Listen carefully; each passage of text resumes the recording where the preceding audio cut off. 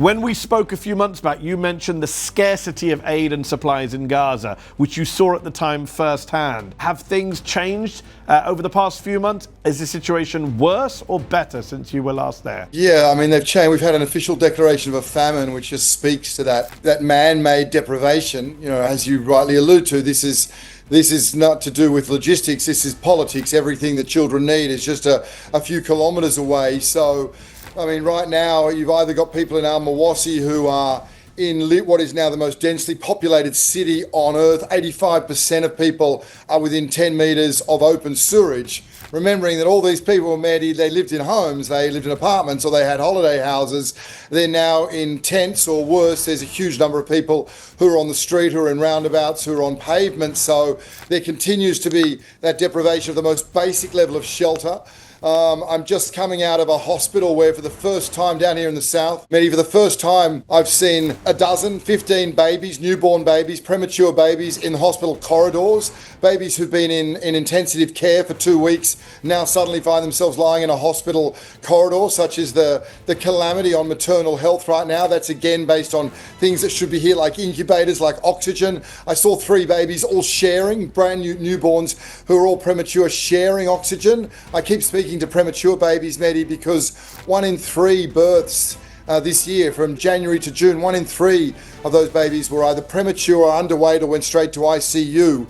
So there's nowhere near the level of supplies that the children, that families, that mothers, that doctors, that nurses need.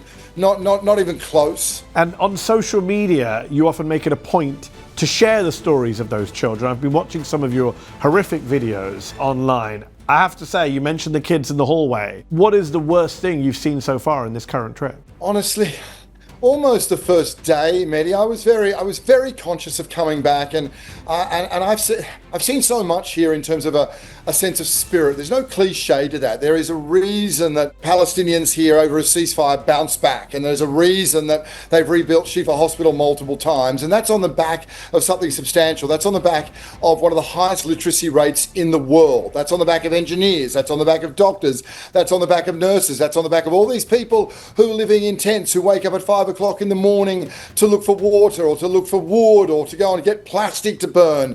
That's on the back of Palestinians. So I wanted to show that. I went to a hospital to speak to some of those doctors and nurses, and also because I understood there'd be some volunteers there trying to bring a bit of joy to children. Within a period, half an hour, Mehdi, firstly I was outside at Al-Aqsa Hospital in the middle area, Deribala, and it was a room full of children, 4 or 5 children, all who'd been shot by quadcopters.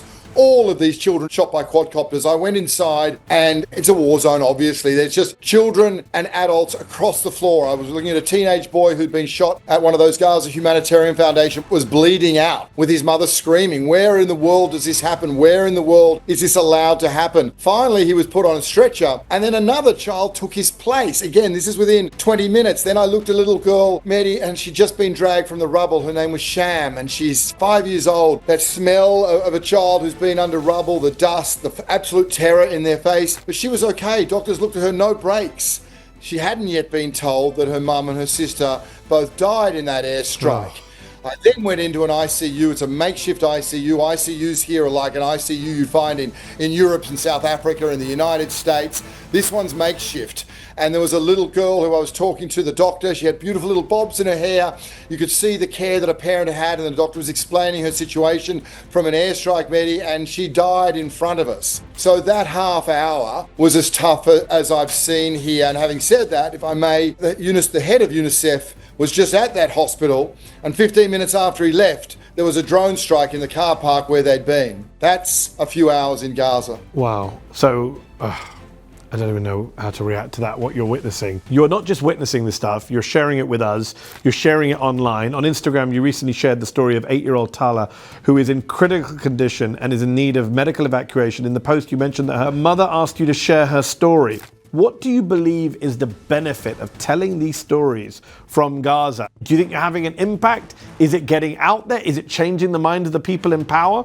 And how often do people in Gaza ask you to share their stories? Yeah, all the time. Every person in a hospital tends to have this piece of paper promising the medical evacuation, promising hope against hope, that not only gives their child who somehow survived one of these attacks, somehow survived a drone strike near their tents or in a shelter with, fourth degree burns and a child in pain not getting the medication that they need because that's denied. So this parent trying to save their life and diminish their pain with this medical certificate. Now, we've seen increases in that. We've seen promises. We've seen the Italian government's taken, almost more than half of in Europe. So that makes a difference, Mehdi. But there's 3,500 girls and boys who need medical evacuation. Now, not all of them are trauma. Some of them have got leukemia. Some of them have got cancer, and they will die without it. So part of it is doing that. But part of it, is absolutely falling on deaf ears.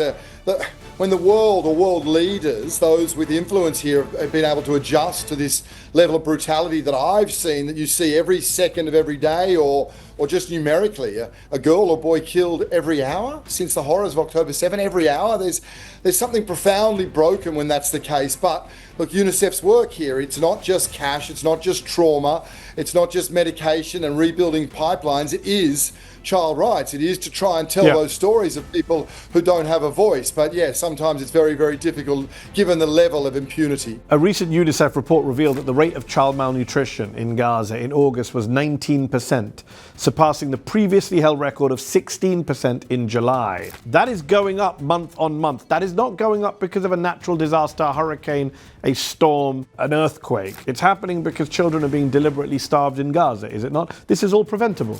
Oh, it's been engineered, absolutely preventable. This is not a land where we're hundreds of kilometres or miles away from the care that children need. Everything they need is a few miles away. People are eating at nice restaurants 20, 30 miles away.